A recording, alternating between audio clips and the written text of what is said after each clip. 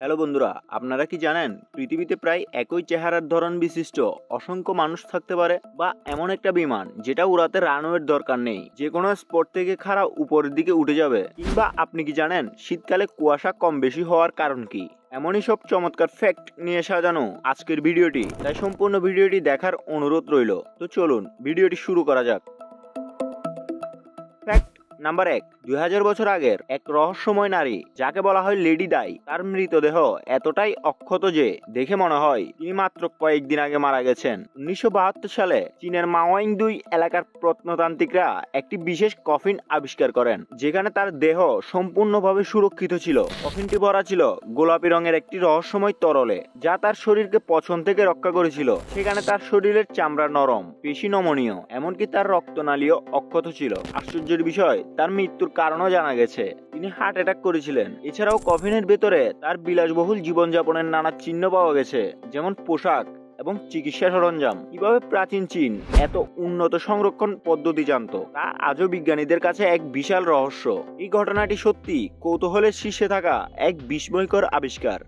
Fact number 2, এগুলো হলো এক প্রকার ঘর যা অনেকটা কফিনের মতো। এটা হংকং এর কফিন হোমস, যা পৃথিবীর সবচেয়ে ছোট অ্যাপার্টমেন্ট বা ভাড়াঘর। যদি আপনার মনে হয় আপনি যেই ঘরটিতে থাকেন সেটা খুবই ছোট, তাহলে শুনুন, হংকং এর কিছু মানুষ মাত্র 3 থেকে 6 বর্গমিটার জায়গায় বসবাস করছেন, যা দেখতে প্রায় একটি কফিনের মতো। এই কফিন হোমস হলো পৃথিবীর সবচেয়ে ছোট এবং অত্যন্ত সংকুচিত অ্যাপার্টমেন্ট, যেখানে 1 বা 2 জন মানুষ কোনো রকম ঘুমায়, বসে এবং বেঁচে থাকে। এগুলো হংকং শহরের সবচেয়ে ঘনবসতিপূর্ণ এলাকাগুলোতে অবস্থিত, যেখানে ভাড়া মাত্র $300 বা 25,000 টাকা মাসে। জীবনযাপন এখানে প্রায় অসম্ভব। শোবার জায়গা, বসার জায়গা, এমনকি প্রয়োজনীয় জিনিস রাখার জায়গা সবই সীমিত।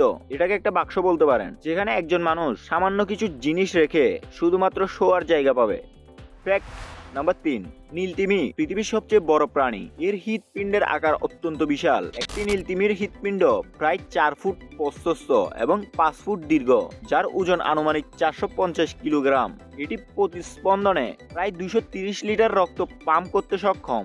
এত বিশাল আকারের হওয়ায় তিমির ধমনীর মধ্যে সাঁতার কাটলে আপনি পুরোপুরি তাতে ঢুকে যেতে পারেন। ফ্যাক্ট নাম্বার 4, চীন বা আরো কিছু দেশের মানুষ আছে যাদের চোখগুলো ছোট প্রকৃতির হয়। আমার প্রশ্ন হলো, পৃথিবীর অন্যান্য দেশের মানুষের তুলনায় তাদের চোখের এত ভিন্নতার কারণ কি? এর জন্য কি জিন দায়ী? বন্ধুরা, পূর্ব এশিয়ার মানুষের শরীরে এমন কিছু জিন থাকে যা তাদের চোখের গঠন নির্ধারণ করে, বিশেষ করে EPAS1 এবং EDAR নামক জিন এই বৈশিষ্ট্যের সঙ্গে সম্পর্কিত। কিন্তু বৈজ্ঞানিক ব্যাখ্যা হলো, চোখের আকৃতির এই ভিন্নতা আসলে চোখের আকারে নয়, বরং চোখের চারপাশের চামড়া, ফ্যাট লেয়ার এবং মাসাল টোনে দেখা যায়। এটি দৃষ্টিতে কোনো পার্থক্য তৈরি করে না, শুধুমাত্র বাহ্যিক বৈশিষ্ট্যের দিক থেকে আলাদা। সুতরাং এটি একদমই স্বাভাবিক এবং মানুষের জিনের বৈচিত্র্যের একটি উদাহরণ। তবে বন্ধুরা, আপনাদের কি মনে হয় তা কমেন্টে জানান। ফ্যাক্ট নাম্বার 5, জেনেটিক বা পরিবেশগত ত্রুটির কারণে সৃষ্টি 2 মাথাওয়ালা কিছু বিরল প্রাণী বা ডিসিবলি অ্যানিমেল তৈরি হয়। ভ্রূণের বিকাশের সময় জিনগত ত্রুটি বা ভ্রূণের বিভাজন সম্পূর্ণ না হওয়ার কারণে এটিকে ইংরেজিতে কনজয়েন্ট টুইন্সের একটি বিরল ধরন, যেখানে একটি শরীরে 2টি মাথা তৈরি হয়। সাধারণত এমন প্রাণীগুলো দীর্ঘদিন বাঁচতে পারে না। বিজ্ঞানীরা ধারণা করেন এমন ত্রুটি পরিবেশের বিষাক্ত পদার্থ, জিনগত অস্বাভাবিকতা বা ডিম্বাণুর বিভাজন প্রক্রিয়ার জটিলতার কারণে হতে পারে। ফ্যাক্ট নাম্বার 6, লেক নেট্রন তানজানিয়ায় অবস্থিত একটি অদ্ভুত ও রহস্যময়ী লবণাক্ত হ্রদ। এটি উত্তর তানজানিয়া কেনিয়ার সীমান্তের কাছে অবস্থিত। হ্রদটি তার উচ্চ অ্যালকালাইন ক্ষারীয় পানির জন্য বিখ্যাত। এই হ্রদের পানি অত্যন্ত লবণাক্ত এবং ক্ষারীয়, যা pH 12+, মূলত সোডিয়াম কার্বনেট ও অন্যান্য খনিজ সমৃদ্ধ দ্বারা গঠিত। গ্রীষ্মকালে এই হ্রদের পানির তাপমাত্রা 40 ডিগ্রি সেলসিয়াস পর্যন্ত উঠতে পারে। এই হ্রদের সবচেয়ে রহস্যময় দিক হলো হ্রদের আশেপাশে প্রাণীদের শরীর প্রায় মমি বা পাথরে পরিণত হওয়া। যদিও এটি দেখতে ভীতিকর মনে হলেও কিছু পাখি এবং প্রাণী এই পরিবেশে টিকে আছে। এর মধ্যে বিশেষ সবচেয়ে বড় লেসার ফ্লামিঙ্গো প্রজাতির আবাসস্থল এখানে। তাছাড়াও কঠোর পরিবেশ সত্ত্বেও কিছু ক্ষুদ্র প্রাণী ও শৈবাল এখানে টিকে আছে। তবে এই হ্রদের আকর্ষণীয় দিক হলো এর উজ্জ্বল লাল এবং কমলা রঙের পানি, যা শৈবাল ও খনিজ পদার্থের কারণে হয়, ফলে একে ভৌতিক এবং সুন্দর করে তোলে। এটি গবেষণা ও ফটোগ্রাফির জন্য জনপ্রিয়। নাম্বার 7, 1831 সালে এক বিশাল আগ্নেয়গিরির বিস্ফোরণ ঘটে, যা বায়ুমণ্ডলে প্রচুর সালফারযুক্ত গ্যাস ছড়িয়ে দেয়। এই গ্যাসগুলো সূর্যের আলো প্রতিফলিত করে, ফলে পৃথিবীর তাপমাত্রা প্রায় 1 ডিগ্রি সেলসিয়াস কমে যায়। এই তাপমাত্রা কমে যাওয়ার ফলে বিশ্বব্যাপী ফসল নষ্ট হয় এবং দুর্ভিক্ষ দেখা দেয়। দীর্ঘদিন ধরে এই বিস্ফোরণের সঠিক অবস্থান নিয়ে অনিশ্চয়তা ছিল, তবে সম্প্রতি গবেষণায় দেখা গেছে এর উৎস হলো জাবারি তোস্কি আগ্নেয়গিরি, যা কুরিল দ্বীপপুঞ্জের শিমোশির দ্বীপে অবস্থিত। এই দ্বীপ রাশিয়া ও জাপানের মাঝামাঝি অবস্থিত। বিজ্ঞানীরা গ্রিনল্যান্ডের বরফ স্তর থেকে সংগৃহীত ক্ষুদ্র আঁশকণার রাসায়নিক গঠন বিশ্লেষণ করে এবং এগুলোকে আগ্নেয়গিরির নমুনার সাথে তুলনা করে এই তত্ত্ব নিশ্চিত করেছেন। এই আবিষ্কার প্রমাণ করে যে আগ্নেয়গিরির বিস্ফোরণ শুধু স্থানীয় প্রভাব নয়, বরং পুরো বিশ্বের আবহাওয়া এবং মানব সমাজে বড় পরিবর্তন ঘটাতে পারে। এই গবেষণা থেকে বোঝা যায় দূরবর্তী এবং মানব বসতিহীন আগ্নেয়গিরিগুলোকেও পর্যবেক্ষণে রাখা অত্যন্ত গুরুত্বপূর্ণ। ভবিষ্যতে এ ধরনের বিস্ফোরণের জন্য আন্তর্জাতিক সহযোগিতা এবং উন্নত পর্যবেক্ষণ ব্যবস্থা অপরিহার্য। ফ্যাক্ট নাম্বার 8, হেলিকপ্টার নয়, আস্ত বিমান। তবুও এটাকে উড়তে রানওয়ের দরকার নেই, যে কোনো স্পট থেকে খাড়া উপরের দিকে উঠে যাবে। সিরিয়াস জেট অবতরণের সময়ও একই ঘটনা। এই ধরনের বিমানকে বলা হয় vertical take off and landing aircraft. বিমানটি চলবে হাইড্রোজেন জ্বালানিতে। একটি প্রাইভেট জেটের ট্যাঙ্ক ফুল করতে খরচ হয় $1500 থেকে $3000, সেখানে সিরিয়াস জেটে খরচ হবে মাত্র $500। সিরিয়াস জেটের দুটি টাইপ থাকবে, সিরিয়াস বিজনেস জেট যার ফ্লাই রেঞ্জ 1150 মাইল এবং সিরিয়াস মিনিমাল জেট যার ফ্লাই রেঞ্জ 650 মাইল। ভূমি থেকে 3000 ফুট উচ্চতায় উঠতে পারবে এই বিমান। ফ্যাক্ট নাম্বার 9, দৈত্যাকার রহস্যময় প্রাণী সাইবেরিয়ার ইউনিকর্ন বা এলাস মাদারুম সিবিরিকুম আসলে একটি বিশাল আকৃতির গন্ডারের মতো প্রাণী ছিল, যা প্রায় 40,000 বছর আগে পূর্ব ইউরোপ ও পশ্চিম এশিয়ার বরফাচ্ছন্ন প্রান্তরে বাস করত। এর একক দৈত্যাকার শিংয়ের কারণে ধারণা করা হয় এটি হয়তো প্রাচীন মানুষের মধ্যে ইউনিকর্নের ধারণা সৃষ্টি করেছিল। এই প্রাণী নিয়ান্ডারথাল এবং আধুনিক মানুষের সঙ্গে একই সময়ে সহাবস্থান করেছিলেন, যা প্রাকৃতিক বৈচিত্র্যের এক অসাধারণ উদাহরণ। প্রাচীন শিকারী বা ভ্রমণকারীদের কাছে এর বিশাল এবং ভয়ঙ্কর উপস্থিতি হয়তো কল্পনা শক্তি জাগিয়ে তুলেছিল এবং এর গল্পগুলো পরবর্তীতে মিথ্যে পরিণত হয়েছিল। প্রাকৃতিক বিস্ময় সৃষ্টিতে সাইবেরিয়ান ইউনিকর্ন আজও মানুষের কৌতূহল জাগিয়ে রাখে। আর ছবিটি বাস্তব সাইবেরিয়ান ইউনিকর্নের জীবন্ত ছবি নয়, বরং এটি একটি মডেল বা পুনর্নির্মাণ, যা প্রাণীর আকার ও আকৃতিক কল্পনা করে তৈরি করা হয়েছে। ছবিটি প্র্যাকটিক ফোস্কো নামের একজন শিল্পীর কাজ, যা ট্রোলোপার প্যারাগুইয়ে প্রদর্শন করা হয়েছে। ফ্যাক্ট নাম্বার 10, শীতকালে কুয়াশা কম বেশি হওয়ার কারণ কি? শীতকালে কুয়াশা কম বা বেশি হওয়ার কারণ আবহাওয়া, ভৌগোলিক অবস্থান এবং স্থানীয় পরিবেশের উপর নির্ভর করে। প্রধানত কারণগুলো হলো তাপমাত্রা ও শিশির বিন্দু। শীতকালে রাতের তাপমাত্রা অনেক কমে যায়, যা বায়ুতে উপস্থিত জলীয় বাষ্পকে শিশির বিন্দুতে পৌঁছাতে সাহায্য করে। এই সময় বাতাসে জলীয় বাষ্প ঘনীভূত হয়ে কুয়াশা সৃষ্টি করে।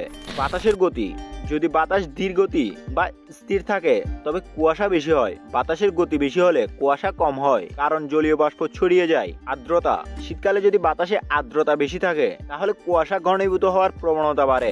ভূমি ও বায়ুর ঠান্ডা হাওয়া, রাতের বেলা ভূমি দ্রুত ঠান্ডা হয়ে যায় এবং তার আশেপাশের বায়ুমণ্ডল ঠান্ডা হয়ে শিশির বিন্দুতে পৌঁছে কুয়াশা তৈরি করে। স্থানীয় অবস্থান, নদী, হ্রদ বা জলাশয়ের কাছাকাছি বেশি কুয়াশা দেখা যায়, কারণ সেখান থেকে জলীয় বাষ্প সহজে বাতাসে মিশে কুয়াশা তৈরি করে। দূষণ ও কণিকা সমূহ, বাতাসে ধূলিকণা বা অন্যান্য কণিকা থাকলে সেগুলো জলীয় বাষ্পকে ঘনীভূত হতে সাহায্য করে, ফলে কুয়াশা ঘন হয়। এই কারণগুলো একত্রে কাজ করে কুয়াশার ঘনত্ব নির্ধারণ করে। ফ্যাক্ট নাম্বার 11, আপনি কি জানেন পান্না হীরার থেকেও 20 গুণ বেশি বিরল এবং তাদের এই বিরলতার কারণে তারা উচ্চ মূল্যের হয়। পান্নার রং, স্বচ্ছতা, কাটা এবং ওজন এর মূল্য নির্ধারণে প্রধান ভূমিকা পালন করে। উচ্চমানের পান্নার রং গভীর সবুজ এবং স্বচ্ছ হয়, যা বিরল। হীরা যদিও বেশ জনপ্রিয়, পান্নার এই স্বাভাবিক সৌন্দর্য এবং বিরলতা তাদের বিশেষভাবে মূল্যবান করে তোলে, বিশেষত অভিজাত গহনার জগতে। ফ্যাক্ট নাম্বার 12, পিঁপড়ার আকার সাধারণত একটি সিদ্ধ চালের দানার আকারের সমান হয়। প্রজাতিভেদে বর্তমান সময়ে পিঁপড়ার আকার রসুনের কোয়ার চেয়ে বড় হওয়ার কথা নয়, কিন্তু 47 মিলিয়ন বছর আগে এক প্রকার দৈত্যাকার পিঁপড়া ছিল। বিজ্ঞানীরা এই প্রজাতির নাম দিয়েছেন টাইটানোমাইরমা জিগান্টিয়া, যেটির আকার একটি হামিং বার্ডের মতো ছিল। পিঁপড়াটি মাংসাশী ছিল, যেটাকে উত্তর আমেরিকা এবং ইউরোপের উষ্ণ অঞ্চলে পাওয়া যেত।